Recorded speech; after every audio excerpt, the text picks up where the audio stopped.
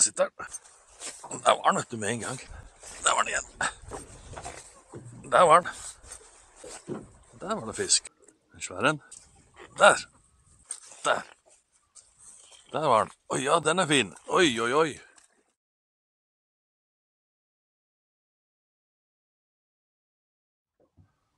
Hallo, folkens. I dag er det fiskedag, og i dag er jeg i Lysefjord. Og det er bare helt strålende vær. Og det er vår. Langt på vei vår. Snart sommer. Nesten sommer i dag. Bjørkene er grønne og fine. Det var helt nydelig. Og der er Lysefjordbrua. Ut forbi er det ikke lov å fiske. Inn forbi er det lov å fiske. Dette er siste helga i april. Neste uke er det 1. mai på torsdag, og da er det lov å fiske ut forbi. Da starter sesongen for fullt her i Rogaland. I dag fisker jeg altså med Scott Sector klasse 6, Rio Coastal Quickshooter klasse 6 og en Jiggy for første gang i år.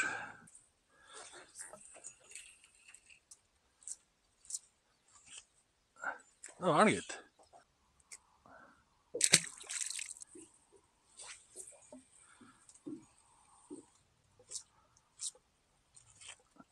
Det var den, gitt.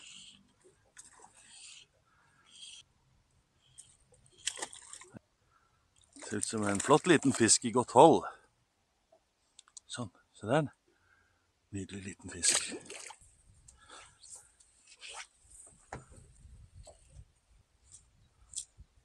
Der var den, vet du.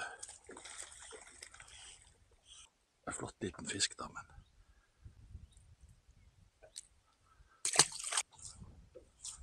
der var den, vet du. Nei, det datt han av. Der var den igjen. Der er den. Der er den.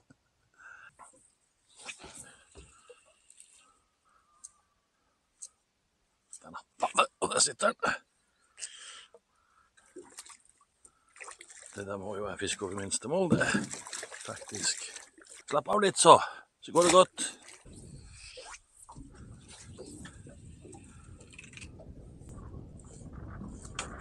Der var den. Oi, oi, oi. Det er ganske fin nå, det.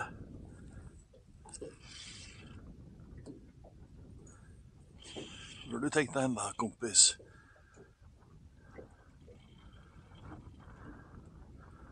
Ikke gå i motoren i hvert fall. Åja. Den her er fin. Den er skikkelig fin.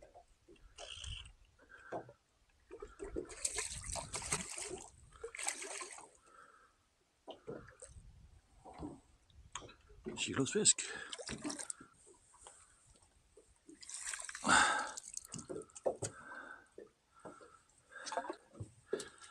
Skal vi se. Det er en fisk på 45-ish. Så han har lengden til å være en kilosfisk, men han er ikke det altså. Men han blødde så fælt at det var ikke håp.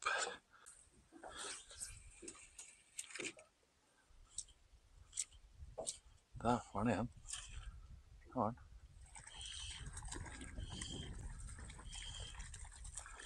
Det var en liten en igjen.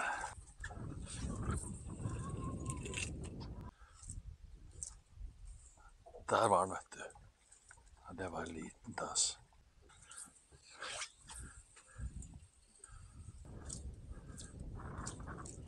Oi, der var den. Steike meg, der var den. Den kjentes ganske stor ut, faktisk. Der napper det. Der sitter den. Det er ok fisk også. Den er godt over minstemål, den der.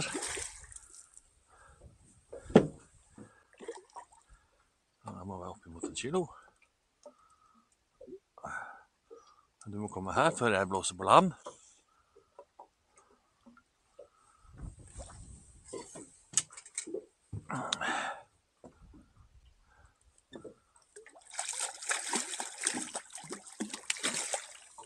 Ja da. Det var en feit og fin fisk på rundt 40. Så han er ikke kiloen, men han er over halvkiloen. En perfekt matfisk som ikke har gitt ennå.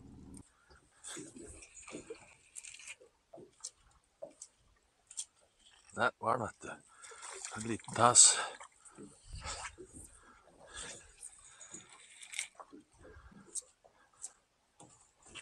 Der var den igjen. Ja, rundt minstemål, kanskje. Det er faktisk en flott fisk rundt minstemål. En nydelig fisk. Ha, mageplask. Men det er vanskelig å komme til å få kastet på. Nei, fy faen. På det fornuftige vis. Der var den igjen. Ja, det var en liten en. Der var den igjen. Det var en liten en, det også. Ja, nå er jeg i Songesand igjen, som jeg også var i forrige film fra Lysefjorden. Og forholdene er her nå ganske perfekte, egentlig. Det blåser ganske godt. Burde være veldig gode forhold her til å få fisk. Fisken er på i dag, vil jeg si. Og tar jiggy, så det synger.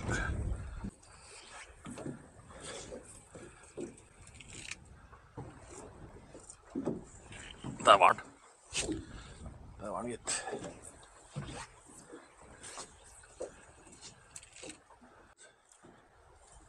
Og der var det fisk. Der var den. Den var inne på bankersbåten, vet du. Nei, der datt den av. Hekkan. Så ut som en halvkilos. Nei, der er den på igjen. Eller et eller annet på igjen. Jeg tror ikke det er den samme, altså. Ro ned, kompis. Der. Der, ja. Der var den igjen.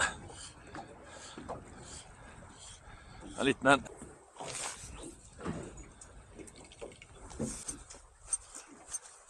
Der var den, vet du, med en gang. En flott liten fisk i flott... Oi. Flott kondisjon. Ja, kompis. Nydelig liten fisk. Nå er det inn på bankers. Oi. Spotten. Der. Der var den. Der var den igjen. Der var den igjen. Nei, der datt han av, gitt. Det var en stor fisk. Og så er det ikke verdens undergang.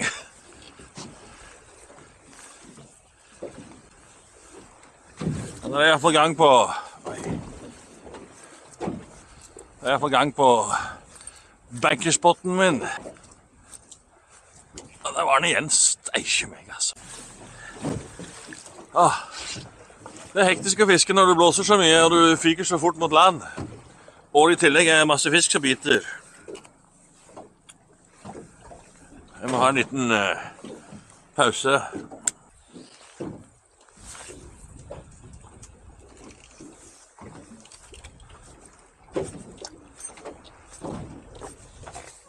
Der var den. Ja, den er fin, den der. Den er ikke dum, den der, altså. Det kan være en matfisk. Der hoppet han inn på båten. Oi.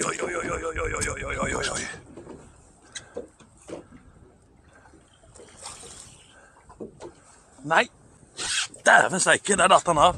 Det var faktisk en matfisk, det der. Der var den igjen. Der var den igjen. Og så skal jeg kaste inn i vika.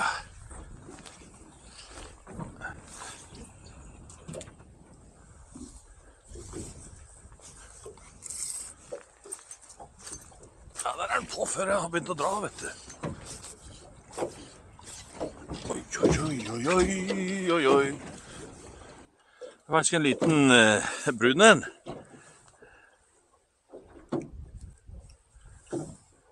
Du har vært borti et eller annet, fått et svært sår. Der var den. En lapp. Der kan det vel være noe, vel.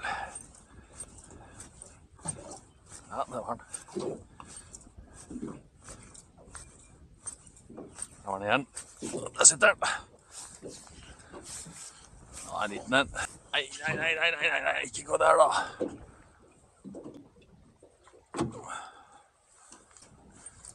Ja, der var den. Der var den igjen. Der sitter den. Da skal du jo gå i motoren. Og ja, det er også en flott liten fisk i godt hold. Så ja, det er definitivt mat uti der. Der var den, vet du. Inne på bankerspotten, der var den igjen. Oi.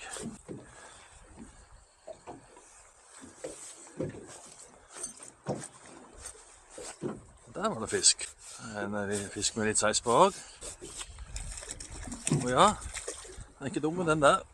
Åh. Nei, den er ikke akkurat stor da, men den er rundt minstemål. En nydelig liten fisk.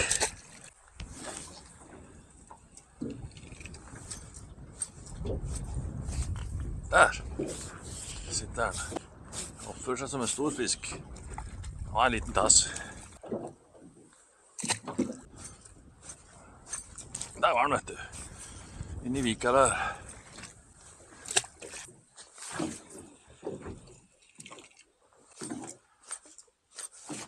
Der var den.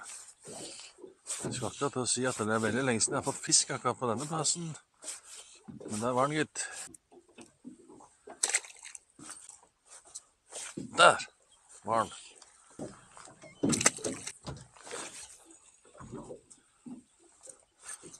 Jo, der var det fisk. Der nappet han. Der var den igjen. Der var den igjen. Der var den igjen.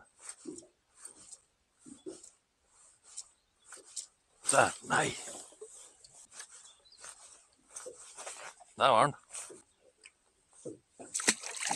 I dag er det søndag, siste søndag i april, og jeg er tilbake i Lysefjorden, der jeg også var i går.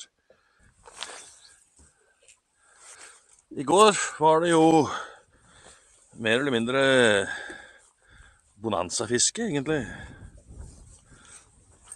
Jeg vet ikke hvor mange fisker det ble. Jeg kom ut av tellinga på rundt 10. Det ble mange til etter det, så langt over 20. Så der var den. Der var den, gitt. Helt innpå der.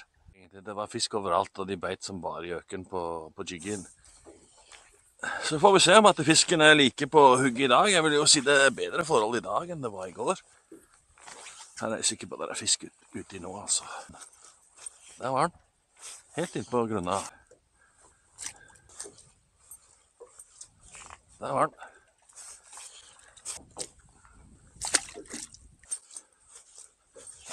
Der. Han, gitt.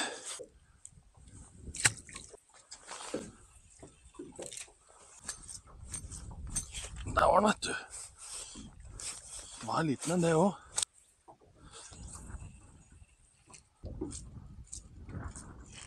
Der var den, gitt. Igjen. En liten tass.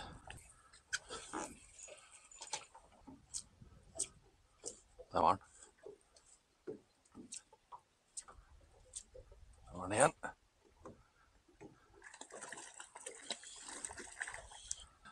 Men en flott, feit og fin liten fisk.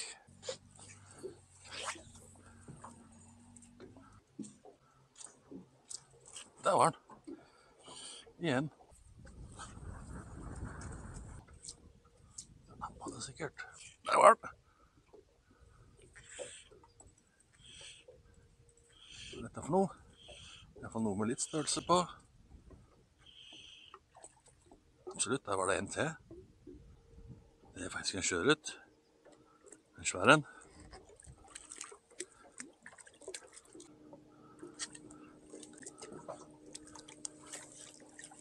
Og så den, du. 45-ish. Det er en fin fisk, det.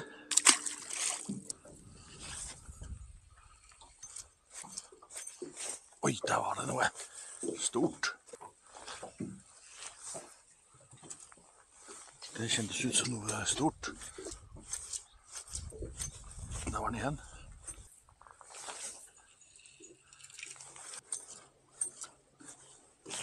Der var den, vet du. Nei, det var en liten tass, det også.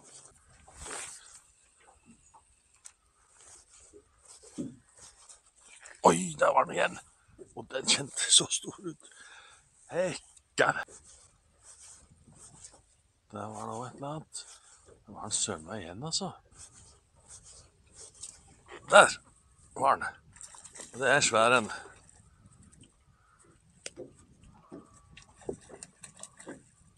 Er det den som har vært på flere ganger nå? Den ser fin ut. Er du klar, kompis? Ikke helt. Den er ikke så stor. Ja, han satt så fint kroka at han skal få lov til å gå. Det var fin fisk, da.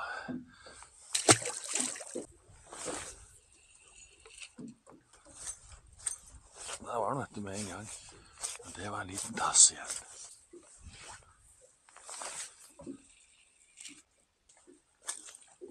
Der var det en liten tass.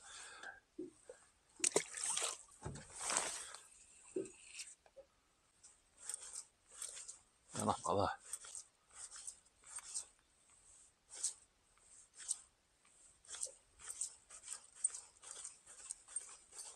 Der var den.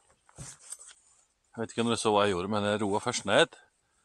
Da skjedde det ingenting. Der datt han av. Det var helt greit, for det var en liten tass. Først så roet jeg ned etter at han nappet. Da skjedde det ingenting, så økte jeg farten, og da tok han.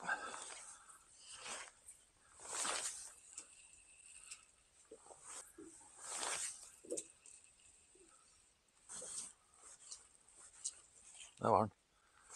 Det var en liten en.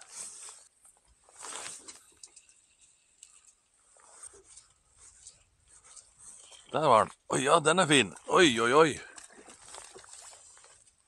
Oi, oi, oi. Den er vel rundt minstemål, tenker jeg. En flott fisk i god kondisjon.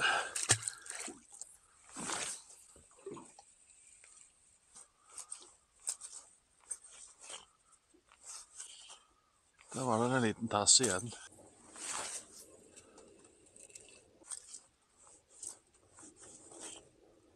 Der var den, vet du. Det var jo da en liten tass igjen.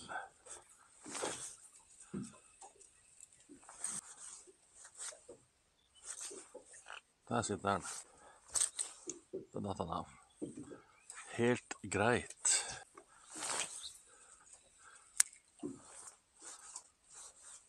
Der var den igjen. En liten tass. Datt du av? Nei, hør på. Den der er jo smolt. Det kommer jo ut en elv her bak, så dette her må jo være nygått fisk som har kommet ut nå. Du må passe deg på sånne ting som dette her, vet du, kompis.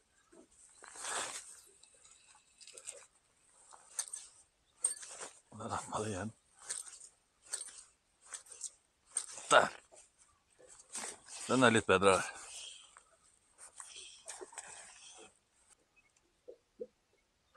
Ja, du er ganske fin, du.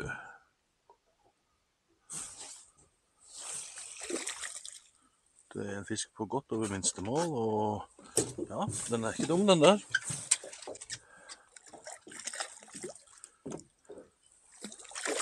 Oi, ja, det var ikke helt klar ennå, nei. Der har vi den, vet du. Ja, ja, ja. Den er ganske stor, den. Ja, du er drøyt 40. 2,5 kilo. Flott fisk. Og der var den, vet du. Men det var en liten en. Der var den igjen. Der var den. Slapp av, kompis.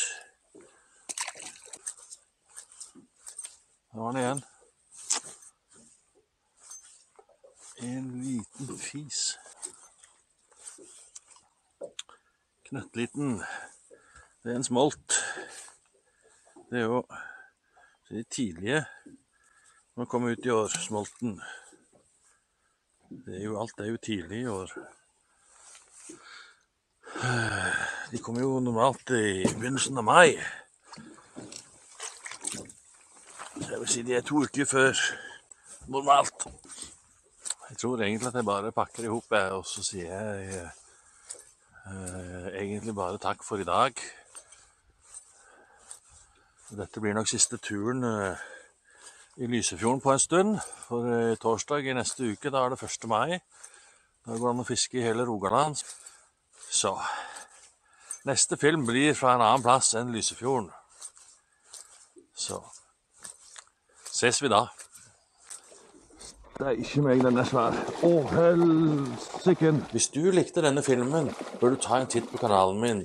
Svær følgefisk, ja! Helsiken! Og hvis du liker det du ser, så håper jeg at du abonnerer på kanalen og blir med meg videre på nye fisketurer. Oi, oi, oi! Jeg poster normalt et par nye filmer hver måned. Der har jeg, vet du. Sjekk den da. Og de postes alltid på lørdagsmorgen klokken 8. Vi ses i neste film. Der!